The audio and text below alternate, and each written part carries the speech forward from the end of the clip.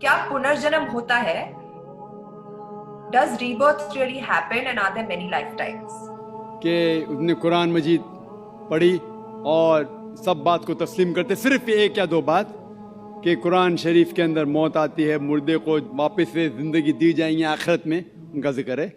और हिंदू लोग ये मानते हैं कि पुनर्जन्म में, और वो डिस्कवरी चैनल पे देखे कि पुनर्जन्म होता है।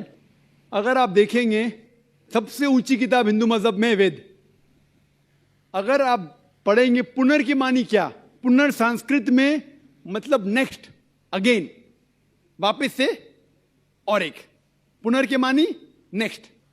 तो पुनर्जन्म मतलब नेक्स्ट जिंदगी और एक जिंदगी। अगर आप कुरान शरीफ पढ़ेंगे, कई आयतें हैं कि अल्लाह सुब्हाना व तआला ने आपको जिंदगी दी, पहले आप थे नहीं, फिर जिंदगी दी, इस धरती पे आए, फिर आपको मौत देंगे, फिर आखिरत में उठाया जाएगा। आप जो कर रहे मुर्दों को जान दी जाएंगे आखिरत में, ये हम मानते हैं कि एक बार हम इस धरती पे आते, नेक्स्ट लाइफ इज आखिरत। उसी तरीके से वेद में भी जिक्र है अबाउट पुनर्जन्म, नेक्स्ट लाइफ, सेम हूबहू जिस तरीके से कुरान में लिखा हुआ है। लेकिन आम हिंदू मजहब के जो गुरु है, स्वामी हैं, इन लोग जब ये जानने लगे, एक उनको कठिनाई पेश आई, वो देखने लगे कि कई इंसान जब पैदा होते हैं with congenital defects, heart problem, heart defects, limb problem, कोई अमीर पैदा होता है, कोई गरीब पैदा होता है, तो भगवान he can not be unjust. भगवान अनजस्ट नहीं हो सकता है कि कोई इंसान को हेल्दी पैदा करता है सेहत के साथ, कोई इंसान को कंजेनाइटल दिल की बीमारी से पैदा करता है, कोई इंसान को अमीर घर में पैदा करता है, कोई इंसान को गरीब घर में। तो भगवान अनजस्ट नहीं हो सकता है, ना इंसाफ नहीं हो सकता। तो ये जो स्वामी लोग हैं, इन लोग ने एक नई चीज निकाली, संस्कारा। हिंदू मजहब में कहते संस्कारा, जो इंग्लिश में कहते हैं cycle of birth and rebirth, transmigration of soul. अंग्रेजी में कहते ट्रांसमाइग्रेशन ऑफ सोल, क्योंकि आप डॉक्टर है, आप जानते होंगे। ट्रांसमाइग्रेशन ऑफ सोल अंग्रेजी में कहते, संस्कृत में कहते संस्कारा, birth death, birth death, birth death.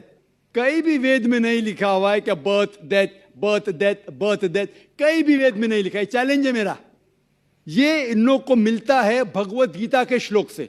Bhagavad Gita का श्लोक चैप्टर नंबर 2 में, वर्स नंबर 22 में, उसमें लिखा हुआ है कि जब कोई शख्स अपने कपड़े निकालता है तो वो नए कपड़े पहन लेता है, उसी तरीके से रूह एक नई जिस्म में जाती है। और ये भद्यांकर उपनिषद में भी इसका जिक्र है, आप पढ़ेंगे कि when a caterpillar climbs up the grass of blade, he jumps to a new grass. Same way the soul takes a new body. जिस तरीके से कैटरपिलर घास के ऊपर चढ़ता है और दूसरे घास पे जाता है, उसी तरीके से रूह एक नई बॉडी के अंदर जाता है। तो इस श्लोक के बुनियाद पर इन लोग ने एक फिलॉसफी पैदा की, संस्कारा, कि इंसान जो कर्म के बेस के ऊपर, कर्म और धर्म की फिलॉसफी, कर्म मतलब अच्छे कर्म करोगे धर्म के हिसाब से, तो अगले जन्म में आप अच्छे पैदा होंगे। अगर आपके कर्म बुरे होंगे तो अगले जन्म में आप हो सकता है कि लूला पैदा होंगे या लंगड़ा पैदा होंगे।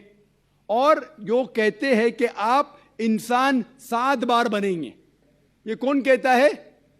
वेद नहीं कहती, ये स्वामी जी लोग कहते हैं। कोई वेद में कहीं लिखा नहीं है, क्योंकि उनको ये नहीं कह सकते थे कि इंसान क्यों गरीब पैदा होता है, क्यों अपाहिज पैदा होता है। उनकी सोच कम थी, इसीलिए नई फिलॉसफी लेके आए, ट्रांसमाइग्रेशन ऑफ सोल। आप तो डॉक्टर है, मैं भी डॉक्टर हूं। आपने कहीं मेडिकल साइंस बुक में पढ़ा हुआ है कि इंसान इस दुनिया में जन्म लेता है? कभी नहीं। क्या फिजियोलॉजी में पढ़ा, क्या एनाटॉमी में पढ़ा? अगर ये साइंटिफिक फैक्ट होता था तो हम मेडिकल कॉलेज में पढ़ते थे कि इंसान नए जन्म लेता है। हम कभी भी नहीं पढ़े। इससे यह साबित होता है कि साइंस इसको तस्लीम ही नहीं करती। जो आप कह रहे डिस्कवरी चैनल में देखा, जो आप कह रहे हैं, अगर ये हक होता था तो हमारे साइंटिफिक बुक में भी ये लिखा होता। तो ये कहना कि साइंटिफिक प्रूफ है कि हम जन्म लेते हैं, बिल्कुल गलत है। इस्लाम जो इसका जवाब देता है वो है कि इस्लाम तस्लीम करता है कि अल्लाह सुब्हाना व तआला कुछ लोग को अपाहिज पैदा करता है, कुछ लोग को अच्छी सेहत देता है, कुछ को गरीब, कुछ को अमीर। इसकी वजह है कि अल्लाह ताला फरमाते हैं सूरह मुल्क में, सूरा नंबर 67 आयत नंबर 2 में, अल्लज़ी खलक़ल मौत वल हयाता, अल्लाह सुब्हाना व तआला ने मौत और जिंदगी बनाई ताकि आप लोग को जांच सके, आप लोग का इम्तिहान ले सके, आप लोगों में से कुछ लोग अच्छे हैं।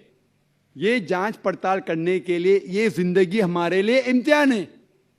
और अल्लाह ताला फरमाते हैं सूरह अनफाल में, सूरा नंबर 8 आयत नंबर 28 में, कि आपके बच्चे और आपकी जायदाद आपके लिए फितना है। आपकी जायदाद और आपके बच्चे आपके लिए एक टेस्ट है, आपके लिए इम्तिहान है। अल्लाह ताला कुछ लोग को गरीब घर में पैदा करता है, कुछ लोग को अमीर।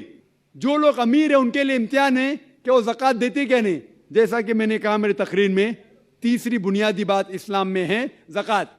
जिस शख्स के पास 85 ग्राम से ज़्यादा सोना है या उसके मुकाबले में धन है, उसको 2.5% ज़कात देना फ़र्ज है। जो आदमी अमीर है, कुछ अमीर लोग बराबर ज़कात देते, कुछ लोग आधा देते, कुछ लोग देते ही नहीं। तो अमीर इंसान को शायद 100% मार्क्स मिले या 50% मार्क्स मिले या 0% मिले। वो गरीब इंसान को ज़कात में तो 100 मार्क्स मिलता है, 100 आउट ऑफ 100। उसको ज़कात देना ही नहीं। हम कहते रहे बेचारा गरीब इंसान है, लेकिन असल में देखे जाओ तो उसको उस इम्तिहान में, गुर्बत के इम्तिहान में 100% मार्क्स मिले। आप समझ रहे? इसी तरीके से अल्लाह ताला कहते हैं कि आपके बच्चे आपके लिए इम्तिहान है। हो सकता है मिसाल के तौर पे एक अच्छे जोड़ी है, अच्छे मुसलमान है, 5 टाइम नमाज पढ़ रहे हैं, हज को गए हैं, रमज़ान में रोज़ा रखते हैं, ज़कात देते हैं। अल्लाह ताला उनका और बड़ा इम्तिहान लेना चाहता है। जितना बड़ा इम्तिहान उतना बड़ा इनाम। मिसाल के तौर पे अगर आप बीए पास करते तो आपको सिर्फ ग्रेजुएशन मिलता है। अगर आप एमबीबीएस पास करते आपको डॉक्टर कहलाया जाता। डॉक्टर मतलब ऊंचा ओहदा।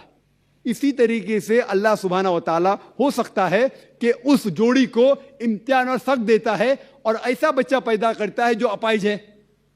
अल्लाह ये देखना चाहता है कि अपाहिज बच्चा पैदा करने के बावजूद वो अल्लाह के ऊपर ईमान रखता है क्या नहीं। अगर ईमान रखता है तो अल्लाह उसे जन्नत फिरदौस देना चाहता है। और कठिन इम्तिहान और बड़ा इनाम। हो सकता है कि वो इम्तिहान में फेल हो जाएगा। तो ये कुरान की आयत है, आपके बच्चे आपके लिए इम्तिहान है। कभी कोई भी अगर कलामिटी आती है, कोई भी आपको नुकसान होता है, इधर वो आपके लिए इम्तिहान है या आपके लिए सजा है। जब भी कोई भी आपको इनाम मिलता है, वो इधर आपके लिए इम्तिहान है या आपके लिए रिवॉर्ड है।